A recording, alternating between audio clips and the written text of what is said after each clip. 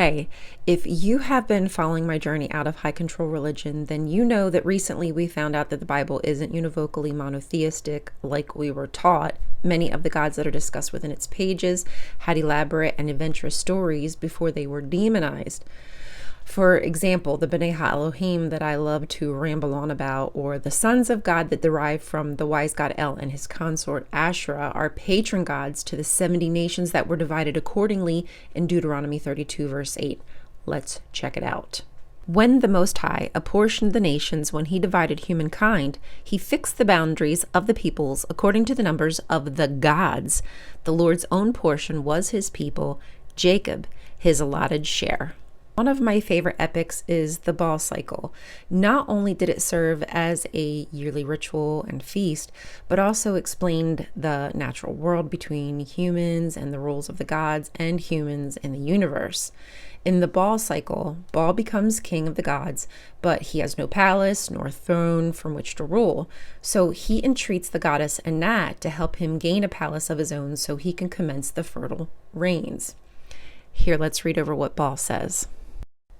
But there is not a house for Baal like the gods, nor a court like the sons of Atrt, aka Asherah, and here they're called sons of Atrt or Asherah instead of sons of Elohim.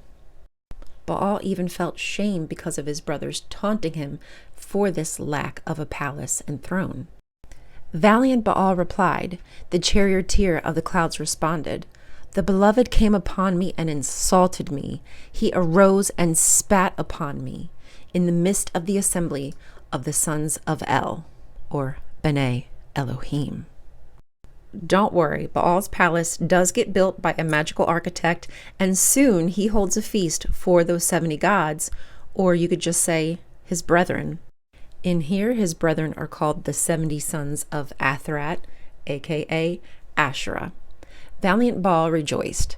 My house I have built of silver, my palace out of gold. The offerings of his house Baal presented. Hadad presented the offerings of his palace. He slaughtered oxen and sheep. He felled bulls and the fattest of rams, year-old calves, skipping lambs, kids. He invited his brothers into his house, his kinsmen into the midst of his palace. He invited the 70 sons of Atrat.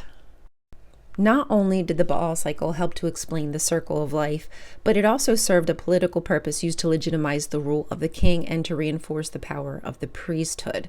The kings of ancient Canaan were often believed to be descendants of the gods, and the priests used those stories in the Baal cycle to reinforce this belief and to solidify their own power and influence. Of course, it's worth noting that the Baal cycle continued throughout the Bible.